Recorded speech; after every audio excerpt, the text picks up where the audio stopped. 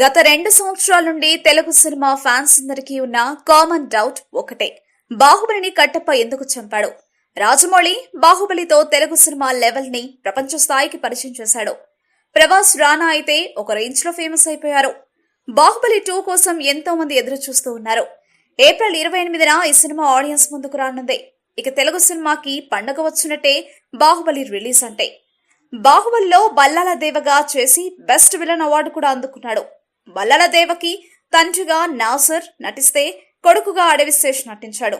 అది మన బాహుబలి 1లో చూసాము. బాహుబలి ప్రభాస్ కి భార్యగా దేవసేన అని అందరికీ తెలుసు. కానీ బల్లాల దేవకు ఎవరితో పెళ్లి జరిగింది, అతని భార్య ఎవరు అనేది ఎవ్వరికీ తెలియదు.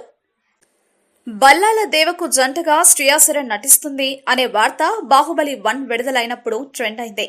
తర్వాత బాహుబలి 2లో రానా సరసన లావణ్య త్రిపాఠి నటిస్తుంది అనే వార్త వెలుగులోకి వచ్చింది. కానీ శ్రియా లావణ్య ఇటీవల ఒక ఇంటర్వ్యూలో బాహుబలిలో మేము నటించట్లేదు, నటించే అవకాశం వస్తే అదృష్టంగా భావించే వాళ్లము అని కన్ఫర్మేషన్ ఇచ్చారు. ఇదిలా ఉండగా రీతూ వర్మ ఈ సినిమాలో నటిస్తున్న సంగతి సోషల్ మీడియాలో సెన్సేషన్ అయింది. ఆమె స్టిల్ కూడా ఫేస్బుక్ లో ట్రెండ్ అయింది. మరి రానా భార్యగా రీతు నటిస్తుందా?